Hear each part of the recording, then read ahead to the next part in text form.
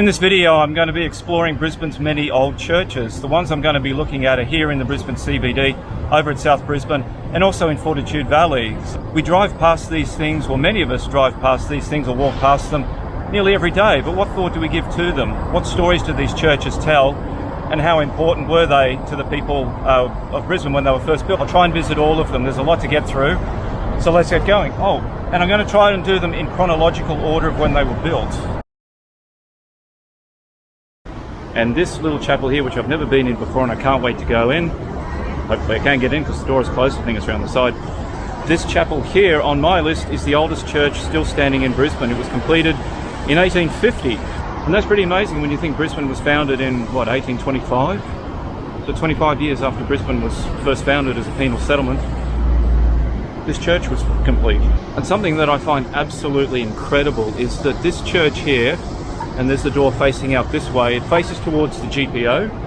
There's the GPO just behind me there. GPO was the site of the women's convict prison. This was eventually closed and all the ladies were sent up to Eagle Farm, and I took a look at that place in the walk I did along Kingsford Smith Drive. But the first women's prison was right there on the side of the GPO. Alright, I've got to go in. Never ever been in here before, so let's take a look. Incredible part of Brisbane's history.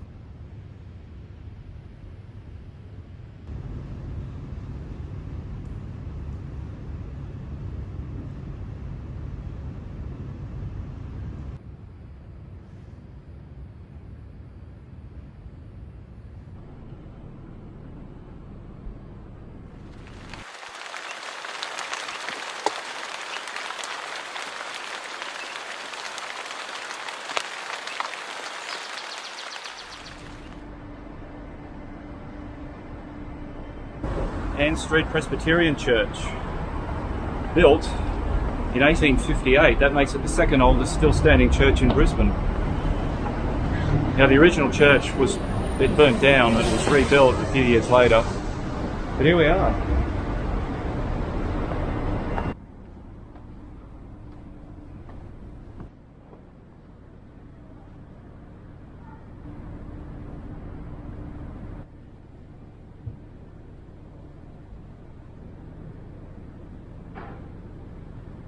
Something I've noticed here in this church, they really don't have any stained glass windows. I mean, having said that, there's some different coloured glass in the windows, but it's not done with biblical scenes. All the windows here are really just quite plain. And you can see the organ pipes there behind me. I don't know about you, but they kind of look a bit like big cigarettes.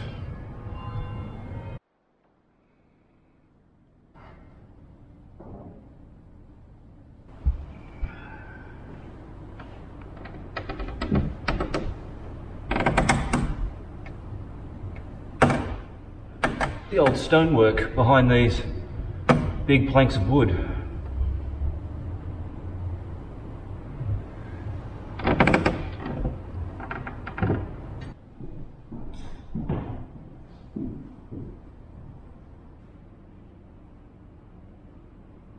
The church originally ended right here. These are the windows facing to the outside. This was once I would have been standing outside back in the day, but they've got this extension onto it now, and just around the corner here there's a little interesting thing.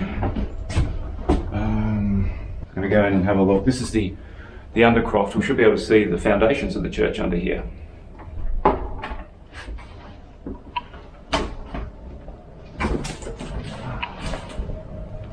Take a look.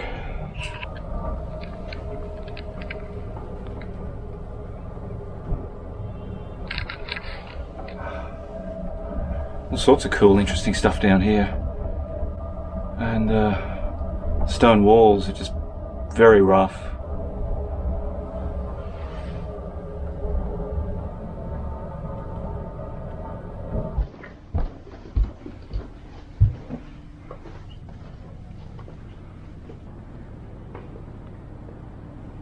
I don't know what you call those things up on the ceiling there.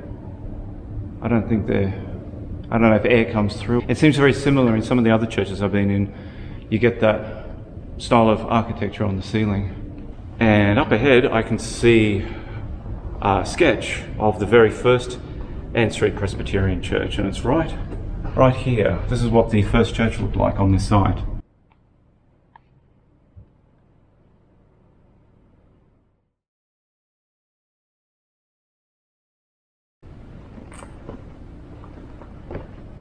Just looking up at those organ pipes there, it never really occurred to me just how significant these organs are and how important they are for the churches. Because I don't go to church, I never think about it, but the organs and those pipes are a key feature of all the churches, and absolutely beautiful. I'd love to hear what they sound like. Because I'm here on a weekday, there's no services, the church is all closed. What's that? Oh, it's someone's script for a wedding. But Father, we pray for Tom and Christy that this marriage is the kind of marriage that grows them not simply toward each other but toward you. This is an unusual feature of the church. I've never seen this before. All the pews go right along. There's no central aisle to them.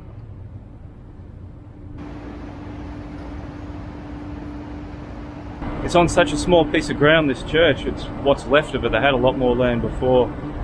And I believe you get quite a number of homeless people sleeping around the perimeter at night. It's someone's clothing and shoes, one shoe there. They're beautiful little gardens, really well maintained. And just across from me, just on my left there, is King George Square and City Hall. So that's how close we are to it. It's literally just a drop straight down.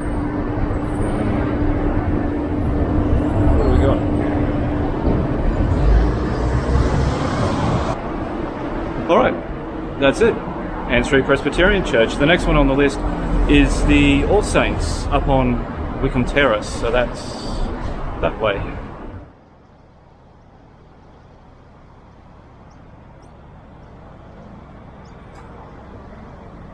This here is All Saints Church on Wickham Terrace. It's the oldest Anglican church in Brisbane. It originally began as a rubble church, opened in 1861, but it was soon found to be too small for the congregation. So the whole thing was pulled down and reopened in a much larger form in 1869.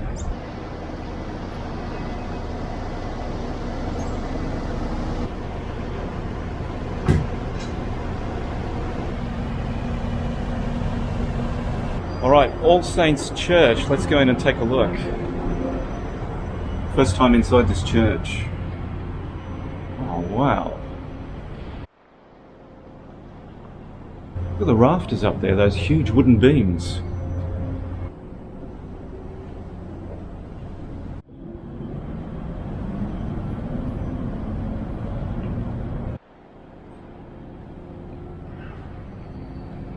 Now this little side area here, this is known as the Lady Chapel. And Colin, who was just showing me around the church, said it was alright for me to go in here. So it says on the floor, no admittance beyond this point, but we went in there before. So this altar was given by the Reverend Thomas Jones, second rector of All Saints Church, and Frances, his wife, in loving memory of their elder son, Aelfric. Now Aelfric is a very old Anglo-Saxon name, who died July 15th, 1871, aged 6 years. Now those stained glass windows behind me, they were originally designed for a church in Melbourne, but when the Melbourne people saw them, they turned their noses up at them. It wasn't really to their liking, so they ended up here at All Saints.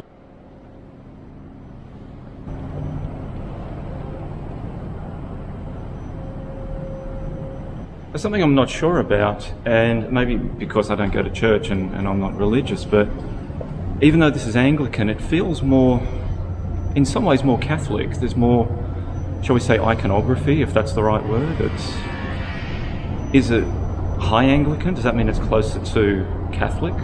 I didn't even know what religion I was. I had to ask my mum, and she said I was C of E, Church of England. But I think I'm also Presbyterian. I don't know. And the stonework used to build this church came from the quarry at Windsor. I know I've driven past that many times and there was an old quarry there. And when I arrived here just a little while ago, I saw this wall here, and it looks like there's a blocked up entrance there. And that's what I thought it was. Maybe there was a doorway there originally, but my guide here, Colin, told me that the whole purpose of that was they were going to build a wing out here and the font was going to be put there, but they never got around to building it. Instead, the font is inside, right here. This is what was going to be outside on that extension. So I'm going upstairs to where the organ is. Apparently the organ had to be cut in half because it was too big to fit in this space up here. It was going to be along that wall just there, but the organ was too big and they didn't want it covering the stained glass windows. So the organ, part of it is over here and the rest of it is in there. Imagine Bohemian Rhapsody on this. Yes, well, it would certainly belt it out. Your impressions of our parish church? Oh, I don't do impressions. Very wise. What a fascinating little tour around All Saints Church on Wickham Terrace. Colin was a wonderful guide and I really thank him and everyone here for making me feel so welcome. Alright, what's next? Where are we going next? Cathedral of St Stephen. Groundbreaking 1863. Blah blah blah. Oh, it's Catholic. Okay. Be on my best behaviour. Well, that's a really good view from up here. That's the Masonic Hall across the road there. So what's that? Ann Street.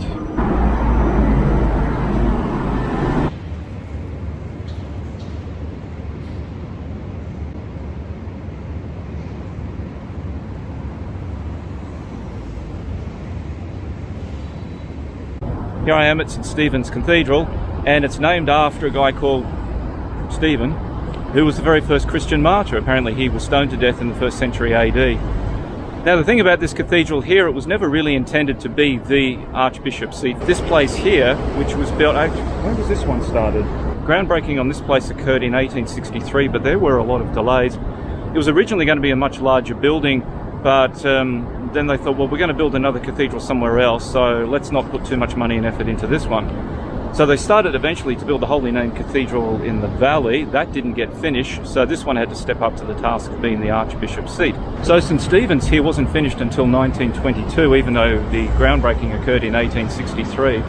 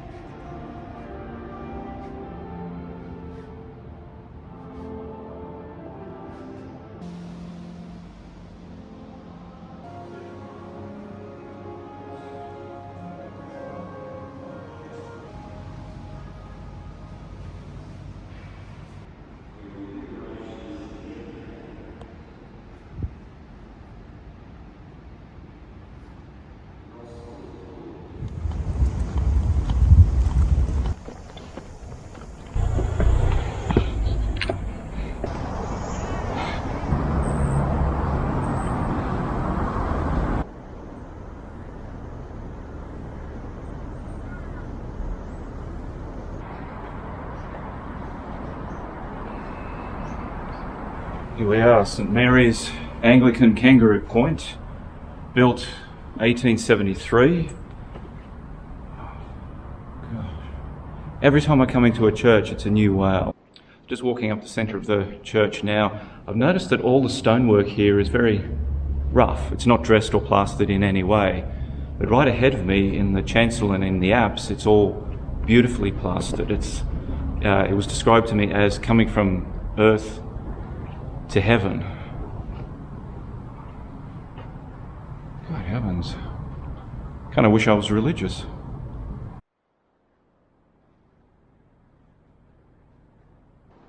I'm entering the Warriors Chapel. It's a little transept off to on one side of the church here, and there's memorials to specifically HMAS Voyager, which went down in 1964, and there's a list of the personnel of that naval ship who lost their lives.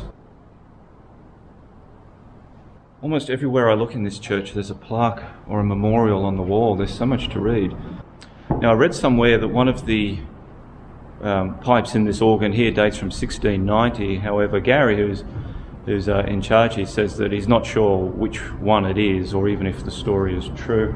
I mean, he says that there is something in there that's really, really old, but as to which part and which pipe, he's not sure. So someone also said that this was the church on the cliff because it's on the Kangaroo Point cliffs, but then Gary said that was just some past the years ago, or someone trying to make a name for the church in another way, and no one calls it the church on the cliff. It's just St Mary's Kangaroo Point.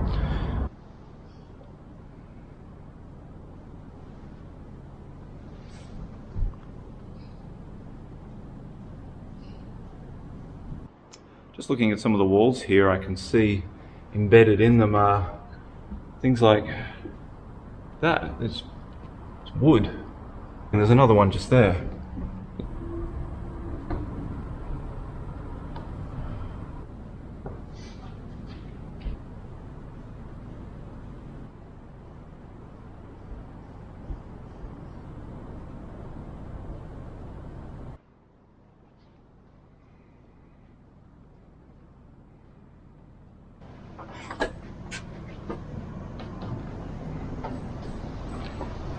According to the Courier Mail newspaper, when this church was being built here on this foundation stone here, they put a time capsule.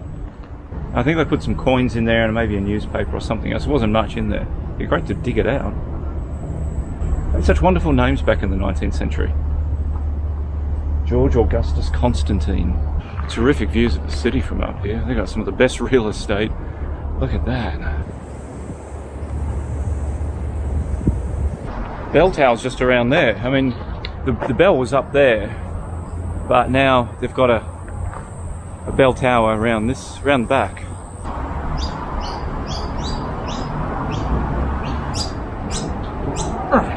Can't reach it. Now, the stonework for this church was sourced from right here, just to Kangaroo Point Cliffs, the quarries here that existed in the 19th century, up and even until the 20th century they were still quarrying parts of Kangaroo Point. So this stone here is built from the cliff that it stands on. That's another door that's up higher. There's a church I'll visit later on, is it St Luke's? Yeah, the Pancake Manor one. I've already been to it. I shot this out of order. That's got a door way up high without any stairs leading down from it on the outside.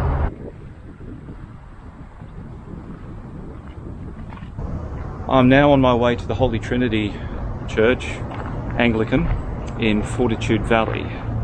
But sad to leave this one. I feel like I could spend all day here and explore this church. Well, that's interesting. Look, before I go, I just noticed this. There's a stone. Now this is volcanic. This is volcanic tooth. And there's a stone embedded in it. Now I think that the volcano that produced this stone was up somewhere around Chermside. No one really knows where it was, but it flowed down here, and as the lava flowed, it picked up already existing stones. It got caught into the mix, and all the rock cooled, producing this pink stone here, which a lot of old Brisbane buildings are built out of. But you can see on the little stones, and there's other ones in here as well. Walking along Wickham Street through the valley, heading towards the Holy Trinity Church, passing the mini car yard there, but there's no mini prices there.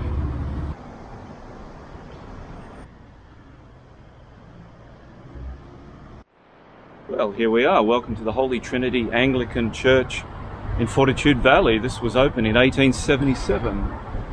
There's the church there, and over there is the rectory. I'm waiting for Lynn to arrive. I'm a little bit early, so give her a few minutes.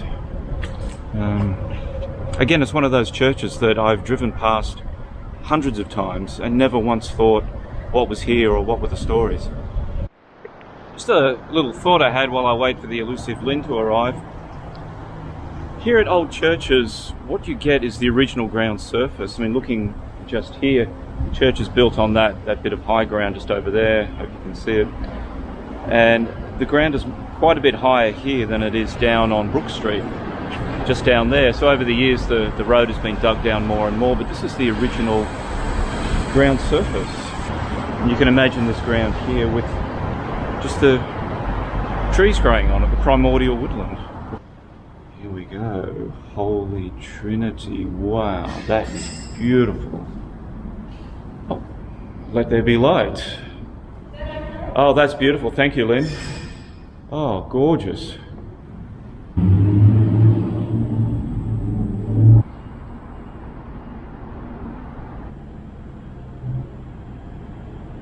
So what do we got? We're in the nave here. Chancel up that way. And I don't know if these would classify as transepts. They're set back a little bit that way. It's sort of pushed back a bit outside the nave there and there. So it's a very shallow transepts. Gotta sound like I know what I'm talking about. I still don't know the rules regarding about where you can stand in a church. I mean, that's the altar up there. I won't touch anything. I mean, obviously people are allowed up here. I mean, they put the carpet down. Like there's the pulpit over there. You see the pulpit? I won't go and stand there because that's not my place to stand there. But I just wanted to get closer to the altar here, and it's very beautiful.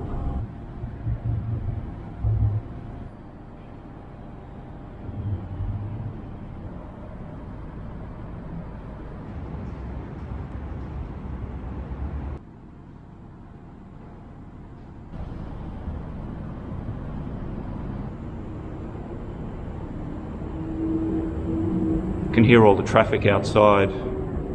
Busy roads almost completely surround this church. In here it's very peaceful and very still, but outside you can... Sounds like a truck. I guess that's the reality of having a church in the middle of a city.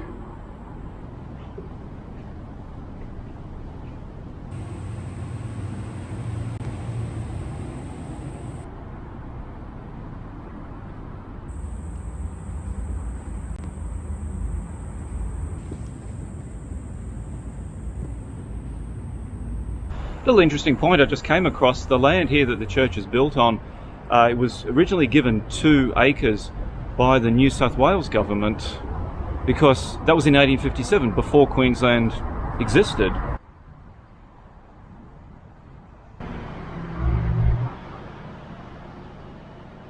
There's the cord there to pull the bell. I'm tempted, but I won't. Just back away, Rob. Don't ring the bell.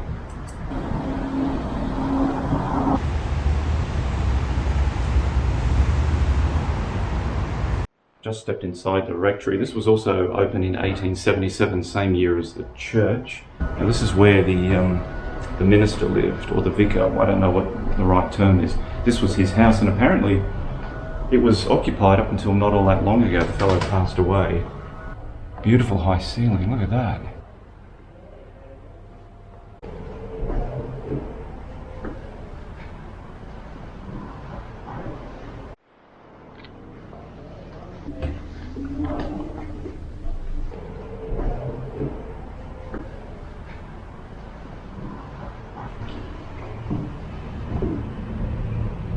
These rooms, a number of them are empty.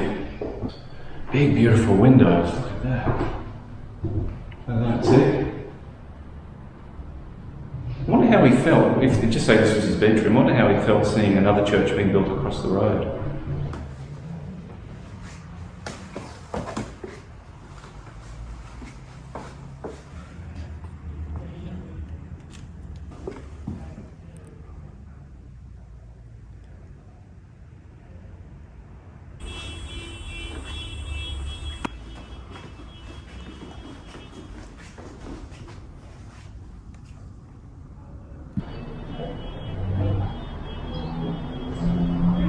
Alright, I'm going to find Lynn and tell her I'm going to be heading away.